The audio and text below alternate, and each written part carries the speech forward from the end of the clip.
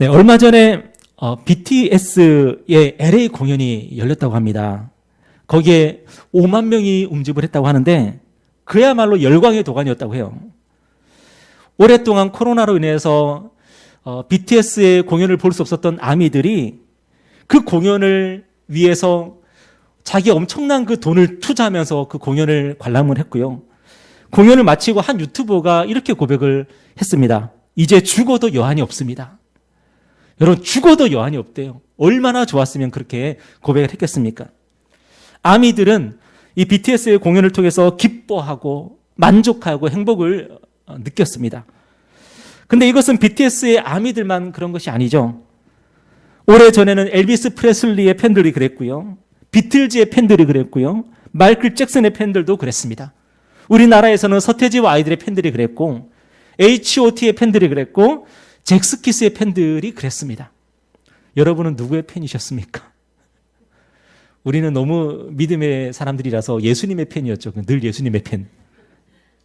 여러분, 왜 팬들은 그들에게 열광하고 그들에게 인생을 걸었겠습니까? 공부도 안 하면서 돈도 다 쏟아부으면서 왜 그렇게 그들에게 열광을 했겠습니까? 그것이 바로 우리 인간의 본성이기 때문에 그렇습니다. 우리가 잘 아는 것처럼 인간은 사회적 동물이죠. 그죠? 그런데 사회성이라고 하는 것은 인간에게만 있는 것이 아닙니다. 무리를 지어 다니는 동물들을 보면 그들에게서도 사회성을 우리는 발견할 수가 있죠. 집에서 기르는 강아지를 보면 어떻습니까? 사회성이 있습니까? 없습니까? 사회성을 볼 수가 있습니다. 그래서 많은 사람들이 인간만이 가지고 있는 인간의 고유한 본성은 무엇일까? 라고 할 때에 이렇게 정의를 합니다. 인간은 종교적 동물이다.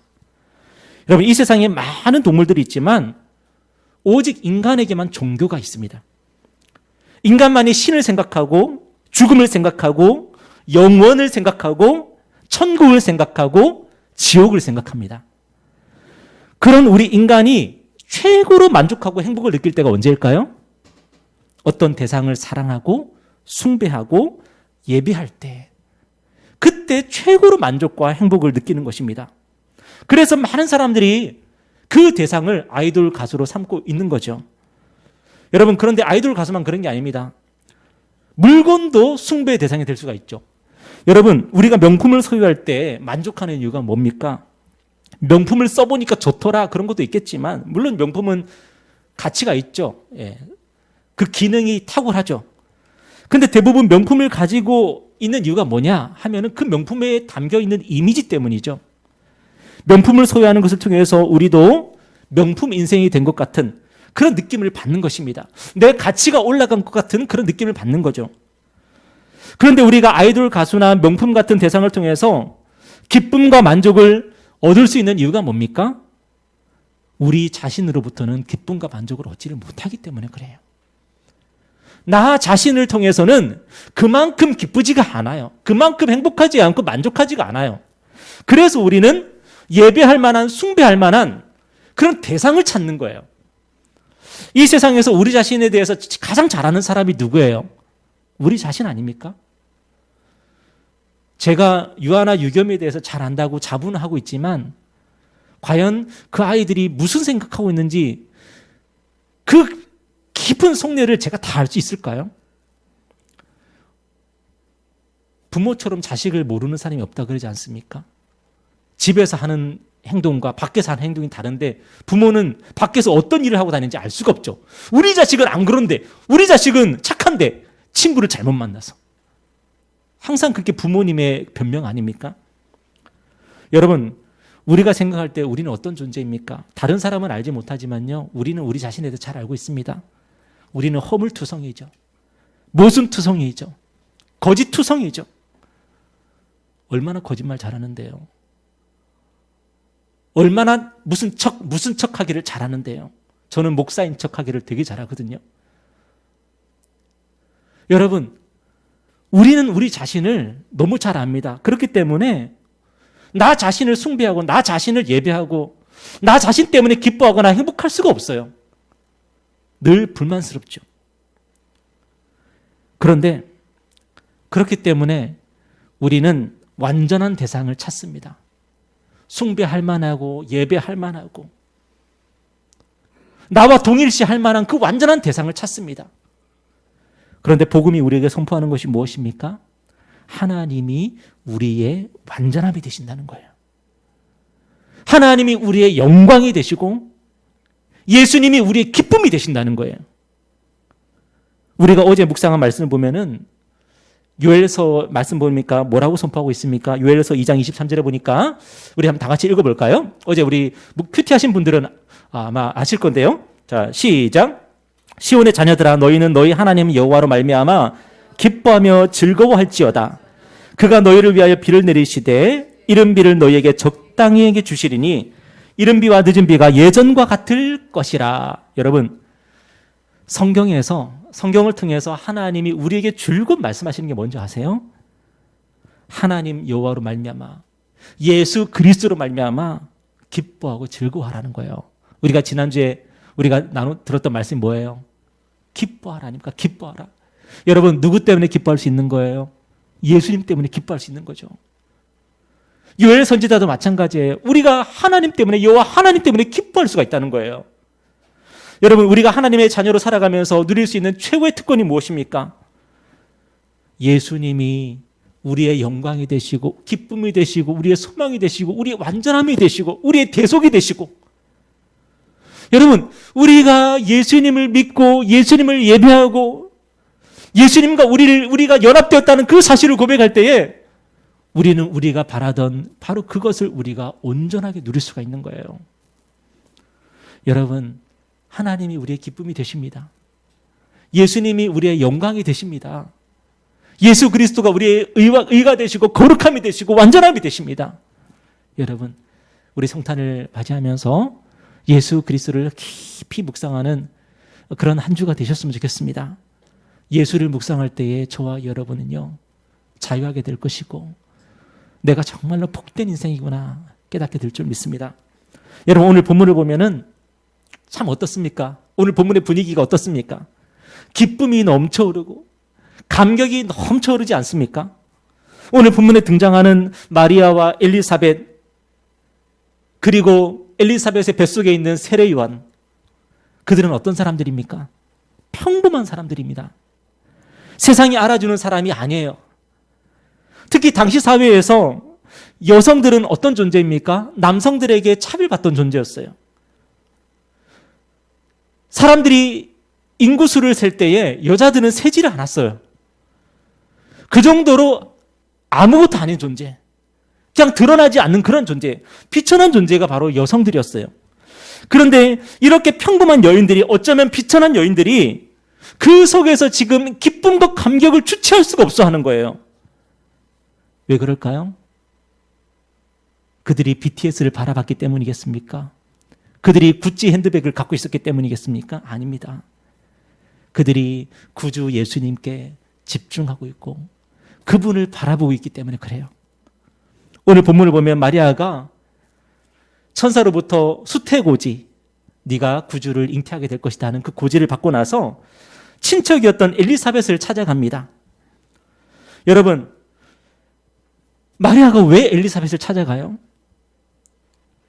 천사가 엘리사벳이 잉태했다, 지금 잉태한 지 6달이나 되었다 가르쳐 줬는데, 여러분, 그것 때문에 엘리사벳을 찾아갔겠습니까? 지금 마리아는 어디 살고 있냐면은 갈릴리 나사렛에 살고 있었어요. 그리고 엘리사벳은 유대의 한 고을에 살고 있었어요. 여러분, 갈릴리 나사렛하고 유대의 고을하고는요, 거리가 꽤 멉니다. 그런데 마리아는 지금 몇 살 정도 됐을까요? 학자들이 추정하기로는 한 15살 정도 됐을 거라 그러거든요. 여러분, 중학생 아니면 고등학생이에요. 그 어린 여자아이가 혼자서 친척인 엘리사벳을 찾아간다는 게 이게 얼마나 대단한 일입니까? 기차가 있습니까? 비행기가 있습니까? 자동차가 있습니까? 그 처녀 마리아가요, 그 어린 아이죠, 어린 아이. 그 어린 아이가 유대 고을까지 걸어서 가는 거예요. 아마 시간으로 따지면은 수십 일이 걸렸을 거고 어쩌면은 몇 달이 걸렸을지도 모르겠어요. 혼자서 여행을 할 수 없기 때문에 아마 여행객들하고 섞여가지고 여행객들 속에 들어가서 그렇게 여행을 했겠죠. 마리아가 엘리사벳을 찾아가는 그 일은요, 결코 쉬운 일이 아니었습니다. 그런데 왜 마리아가 엘리사벳을 찾아갔습니까? 왜냐하면 엘리사벳이 잉태한 그 사실이 바로 내가 구주를 잉태한 그 사실의 증거가 되기 때문에 그래요. 내 인생에 너무나도 놀라운 일이 일어났어요. 천사가 구주를 이미 잉태하게 되었대요.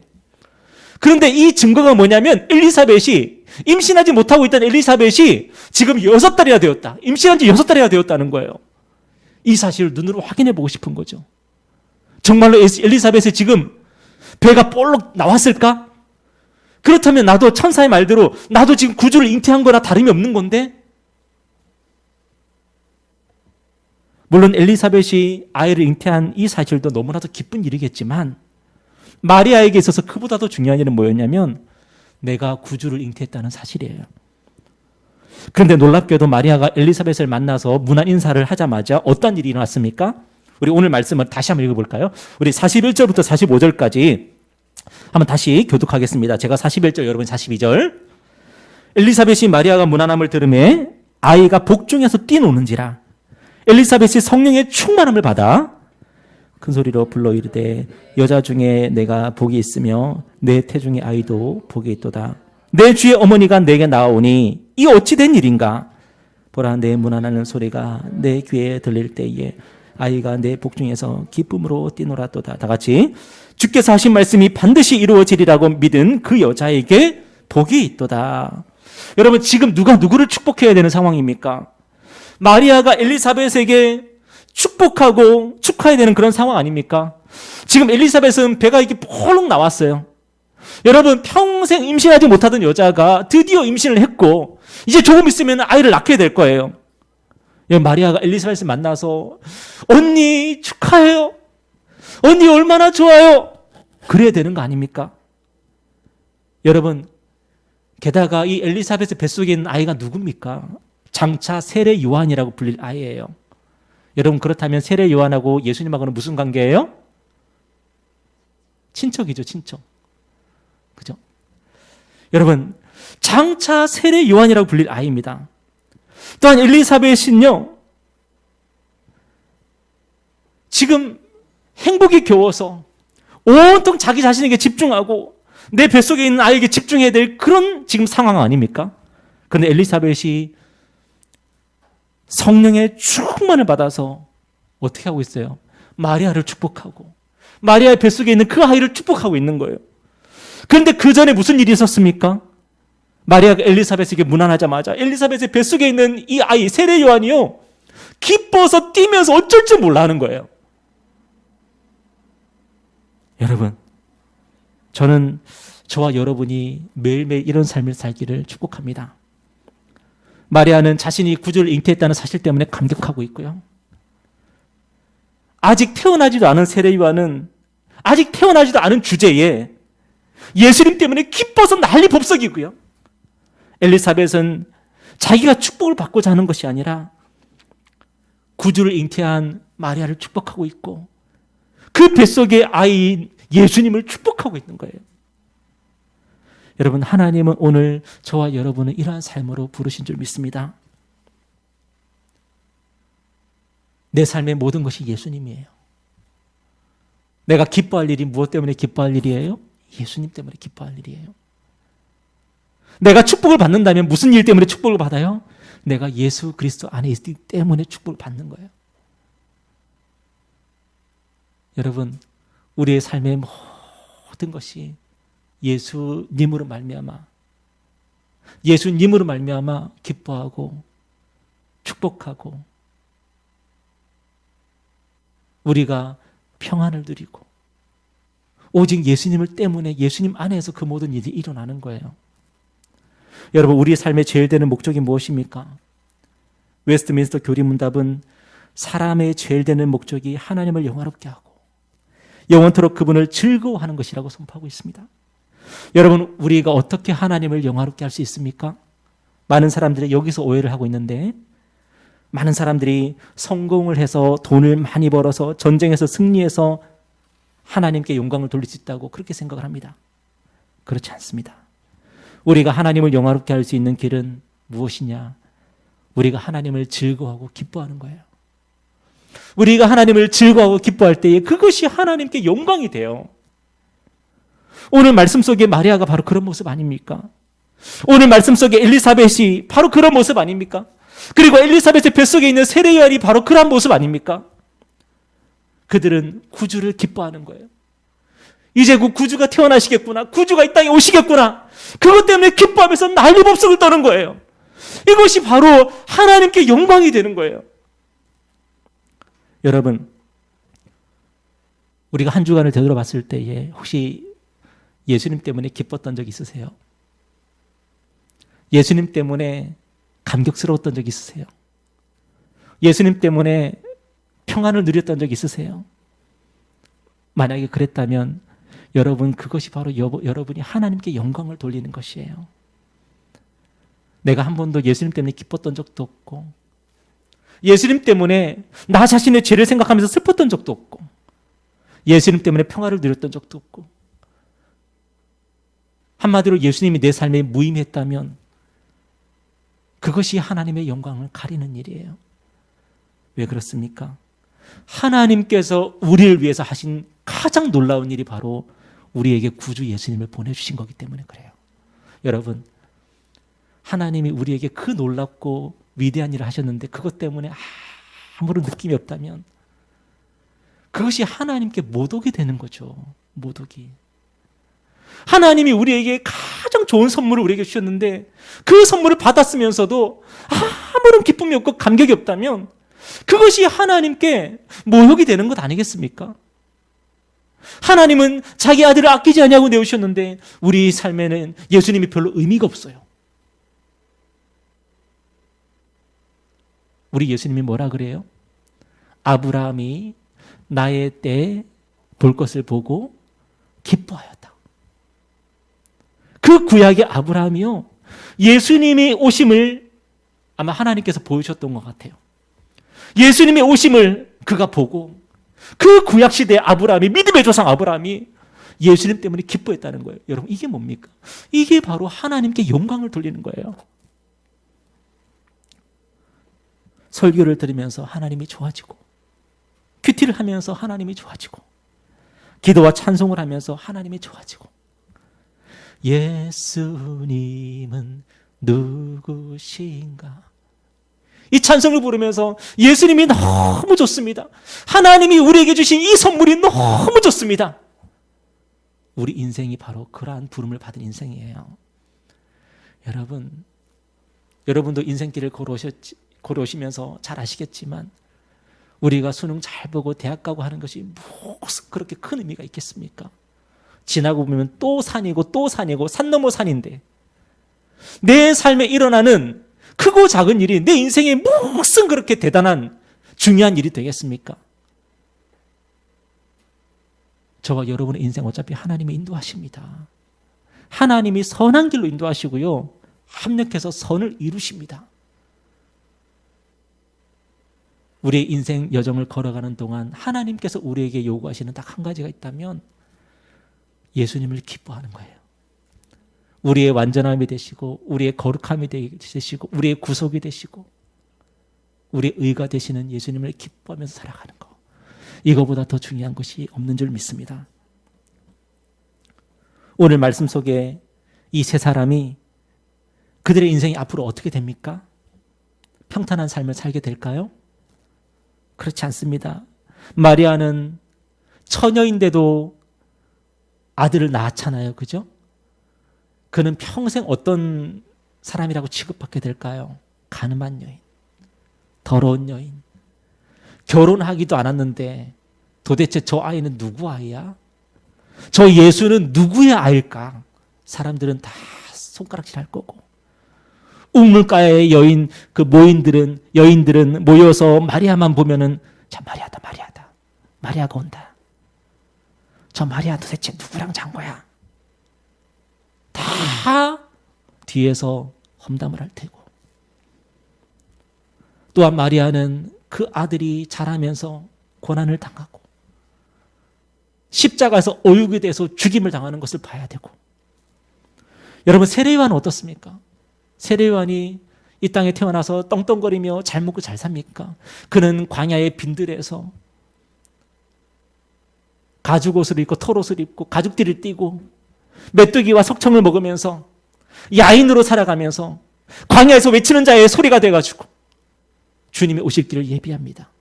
그러다가 결국 헤롯 왕에게 붙들려가지고 그는 목이 잘려서 참수를 당해서 죽임을 당합니다. 엘리사벳은 어떻습니까? 엘리사벳은 그 아들이 그렇게 살아가는 것을 평생 지켜봐야 되고 아들이 죽임을 당했다는 그 소식을 들어야 됩니다. 여러분, 우리 같으면 이런 삶을 감당할 수 있겠습니까? 그런데 감당해내는 거예요. 왜 그렇습니까? 구주를 기뻐하기 때문에. 구주 예수를 기뻐하기 때문에 그것이 감당이 되는 거예요. 오늘 우리가 우리의 삶이 감당이 안 된다면 무엇 때문에 감당이 안 됩니까? 예수를 기뻐하지 못하기 때문에 감당이 안 되는 거예요. 예수께서 내 안에 계시는 것이 기뻐지면 내 삶이 감당이 돼요. 하나님이 나를 사랑하신다는 사실이 깨달아지면 내 삶이 감당이 돼요. 내 삶이 너무 힘들고 어려워서 감당이 안 되는 이유는 예수님이 내 삶에 의미가 없기 때문에 그렇고 하나님이 내 삶에 아무런 의미가 없기 때문에 그래요. 우리의 의미는 뭡니까? 오직 나 자신. 내가 잘 돼야지 의미가 있고 내가 성공해야지 의미가 있고 내가 남들처럼 떵떵거리면서 잘 살아야지 의미가 있고 여러분, 우리 삶이 그렇게 된다면요 우리의 삶이 감당이 안 되는 것입니다. 당신은 사랑받기 위해 태어난 사람이라는 노래가 있어요. 잘 아시죠? 당신은 사랑받기 위해 태어난 사람. 얼마나 좋습니까? 와, 나는 사랑받기 위해 태어난 사람이래. 와, 너무 좋아. 여러분, 그런데 그 노래가 우리에게 위로가 됩니까?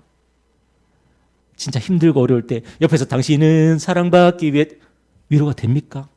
속으로 무슨 생각합니까? 부전화 좀 해줘. 입금이나 해줘. 실제적으로 도움이 좀 됐으면 좋겠다. 왜 노래만 불러줘? 그런 생각 들지 않아요? 물론 저도 여러분에게 그 노래 많이 불러주고 싶고 여러분도 저에게 그 노래 많이 불러줬으면 좋겠습니다만 그것이 우리에게 궁극적인 위로는 되지 않죠. 우리의 진정한 위로는 무엇입니까? 우리의 진정한 위로는 고요한 밤, 거룩한 밤, 아기 잘도 잔다, 아기 잘도 잔다, 기쁘다 구주 오셨네, 만백성 맞아라. 오늘 저와 여러분의 진정한 위로가 되는 노래는 바로 구주께서 우리를 위해서 이 땅에 오셨다는 것입니다. 그분이 우리를 위해서 십자가 지셨다는 것이고 그분이 죽음을 이기고 죄를 이기고 부활하셔서 우리의 구주가 되어주셨다는 것입니다. 예수 그리스도 말고 우리에게 진짜 위로가 되는 것이 없는 거예요.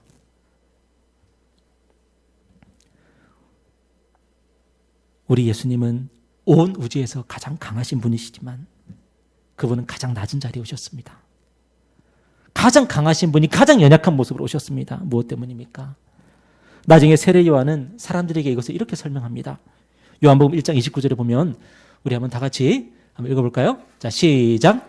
이튿날 요한이 예수께서 자기에게 나오심을 보고 이르되 보라, 세상 죄를 지고 가는 하나님의 어린 양이로다. 왜 우리의 구주께서 가장 낮은 자리에 오셨습니까? 왜 말구 위에 오셨습니까? 왜 가장 연약한 모습으로 오셨습니까? 아기의 모습으로 왜 오셨습니까? 그분은 저와 여러분의 죄를 지고 가는 하나님의 어린 양이시기 때문이에요. 우리를 위해 구주가 오셨습니다. 그분은 우리의 죄와 연약함을 모두 짊어지고 십자가에서 해결하셨습니다. 그리고 부활하셔서 성령으로 사는 새 생명, 새 삶을 우리에게 선물해 주셨습니다. 하나님께서 우리를 얼마나 사랑하시는지 그것을 우리에게 알려주는 증거는 예수밖에 없습니다. 우리가 예수님을 기억할 때 내 삶이 정말 힘들고 어렵지만 그렇지만 하나님이 우리를 사랑하신다는 그 사실을 의심할 수가 없는 거죠. 예수께서 나를 위해서 십자가에서 죽으셨다는 사실을 생각할 때에 아무리 내 삶이 비참해 보여도 하나님이 우리를 사랑하신다는 그 사실을 우리는 부인할 수가 없는 것입니다. 여러분, 하나님은 예수 그리스도를 통해서 하나님의 사랑을 우리에게 확실하게 증명해 보여주셨습니다. 여러분, 하나님이 저와 여러분을 사랑하십니다. 하나님이 저와 여러분을 사랑하실 뿐 아니라 끝까지 사랑하실 것이고 우리의 삶을 끝까지 인도해 나가실 것입니다. 여러분, 오늘 저와 여러분의 삶이 고단하고 힘들어도요, 그 삶을 감당해 내시기를 바랍니다. 우리의 힘으로 감당하는 것이 아니라 예수 그리스도를 기뻐하는 것으로 감당해 내시기를 바랍니다. 정말로 감당하기 힘들 때에 여러분, 그리스도를 바라보십시오. 그리스도를 묵상하십시오. 그분이 우리를 위해서 이 땅에 오셨다는 그 사실을 기억하시고 하나님의 그 사랑이 저와 여러분의 삶에 여전히 넘쳐 흐르고 있다는 사실을 기억하시고 여러분, 하나님의 사랑으로 넉넉하게 이겨나갔으면 좋겠습니다. 한 주도요, 하나님의 사랑을 확신하면서 말씀 가운데로 나아가십시오. 하나님이 여러분에게 말씀하실 줄 믿습니다. 하나님의 사랑을 기억하면서 여러분 기도하십시오. 하나님께서 여러분의 기도를 들으실 것이고 응답하실 것입니다. 기도하겠습니다.